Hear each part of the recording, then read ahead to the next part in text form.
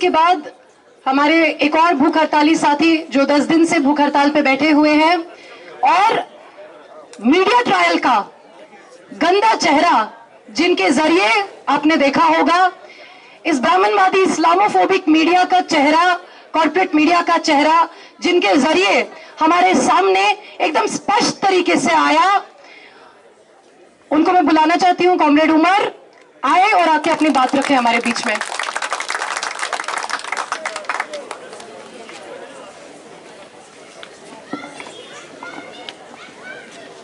शुक्रिया कॉमरेड शैला।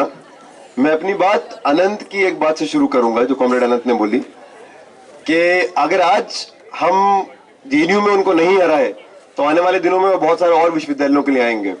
वो ऑलरेडी आ चुके हैं।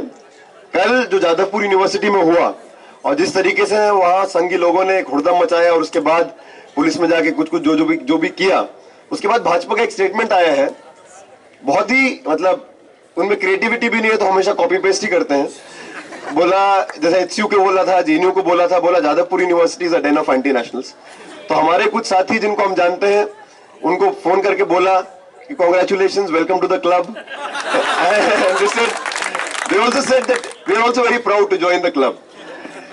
अपनी बात शुरू करते हुए जितने भी लोग पिछले कुछ दिनों में इस कैंपस के अंदर जो छात्र, अध्यापक, कर्मचारी, मजदूर, सिक्योरिटी गार्ड्स, इस कैंपस के बाहर जितने भी लोग जो जनवाद के साथ हैं, सिविल सोसाइटी एक्टिविस्ट, अलग अलग जन आंदोलनों से जुड़े हुए लोगों को मैं यहां से अपना जय भीम और लाल सलाम पेश करता हूं।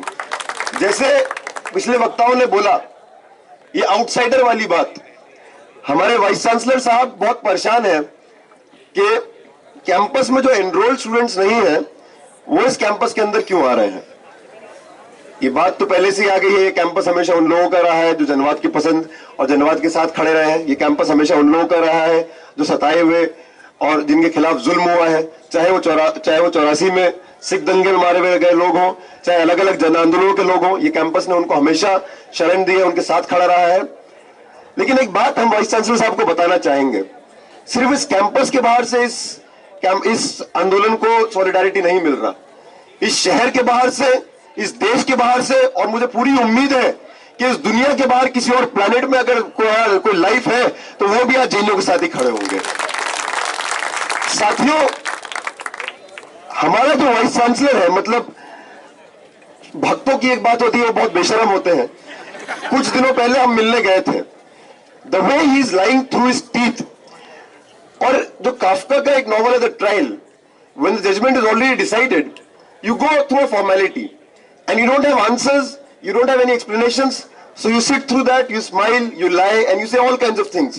हमको बहुत कुछ बोला कि ये इंक्वायरी बहुत ही एमिनेंट लोगों की इंक्वायरी है, इसको आप मानिए, आप लॉ अबाइडिंग सिटीजन बनिए, आप लोगों को पूरा स्पेस दिया गया। वहां में हमने बोला कि बहुत सारे लोगों ने तो इंक्वायरी में कोऑपरेट नहीं किया, ये बोलते हुए कि इस इंक्वायरी कॉम्पोजिशन गलत है, और बहुत जेन्युइन कंसर्न्स थे। हमें तो वो ऑप्शन भी नहीं था, क्योंकि मुझको और अनिर्बान को तो ये इंक्वायरी जब खत्म हो गई, जब हम जेल के अंदर ही थे, तो आप कौन सी स्पेस की बात कर रहे हैं। एक बात वाइस चांसलर साहब को मैंने वहां उस मीटिंग में बोली कि I wonder sir, how do you sleep at night, what do you want, do you want the lives of students and do you want the blood of students and then you will wake up, and there also you had no answers. साथियों, इन लोगों ने हमको jail में भेजा, इन लोगों ने हमको अलग अलग तरीके से धमकियां दी गई, लिंच मॉब आके हमको जान की धमकी दी, और अब यहाँ का प्रशासन जो यहाँ की एक फाशीवादी मोदी सरकार है उसके पिट्टों की तरह काम करके हमको विछंड कर रहा है। हम हर एक पनिशमेंट को, हर एक एक्शन को, we are proud of the fact that they attacked us, because it's not bad, it's good to be attacked by the enemy. They have given us additional responsibilities, and we understand when you stand up for justice, when you stand up for democracy, when you stand up for truth, you are witch-hunted, you are attacked. Thousands of political prisoners are today behind bars, charged with laws ranging from UAP to sedition to Chhattisgarh Public Security Act. We are facing nothing. And today, we want to tell each one of these people that we are going to fight you back. We are not going to tolerate any of this witch hunt.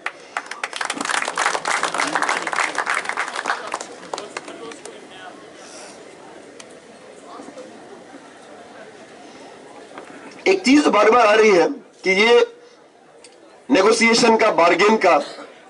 हम यहाँ सब्जी खरीदने तो आए नहीं है कि बैगन 10 रुपए किलो है तो हम बोले 8 रुपए किलो दे दो। इस बात को हम यहाँ बहुत क्लियर शब्दों में बोलना चाहते हैं।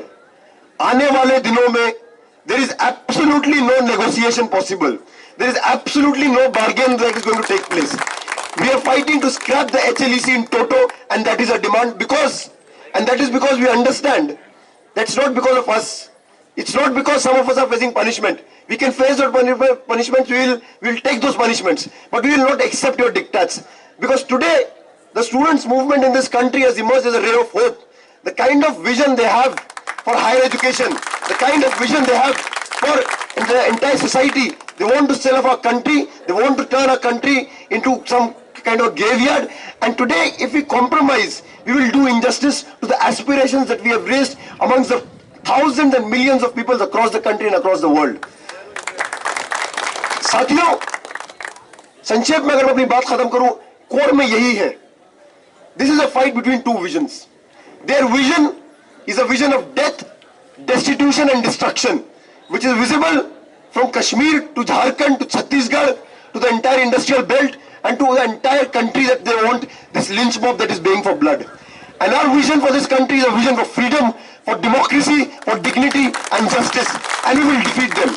और एक कंसर्न जो साथी वीरेंद्र ने बात बोली कि ये जितना जरूरी हमारे लिए आज इस HLEC को स्क्रैप कराना है, जितना जरूरी हमारे लिए इस वोचेंट को पीछे कराना है, उतना ही जरूरी इस कैंपस को और प्रोग्रेसिव बनाना है, इस कैंपस को और डेमोक्रेटिक बनाना है. और इसीलिए चाहे वो वायोसे का सवाल हो, चाहे वो डिप्रीवेशन पॉइंट का सवाल हो, चाहे वो ओबीसी रिजर्वेशन में रिलैक्सेशन की बात हो, हम हर एक लड़ाई को लड़ेंगे और इन दो लड़ाइयों को हम डिस्कनेक्ट करके नहीं देखते. अगर हम आज विछांट को हटाएंगे, क्योंकि अंत अगर आप देखें कोर में बात क्या है, they are actually attacking the students movement because they have an entire agenda. Why did Narendra Modi go to WTO?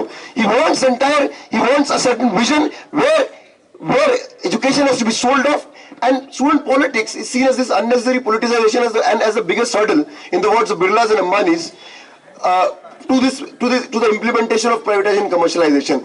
And that is why we have to safeguard, we have to defend, we have to fight back and defend the students movement, so that we fight for democracy, so that we fight for democratization of this campus, and so that we fight for defending the progressive space of this campus.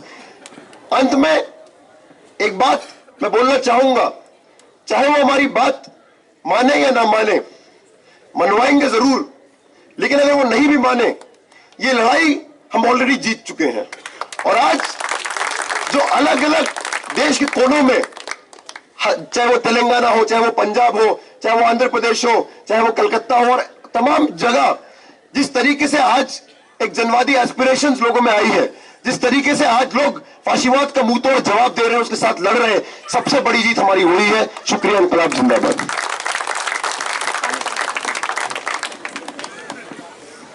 शुक्रिया साथी उमर.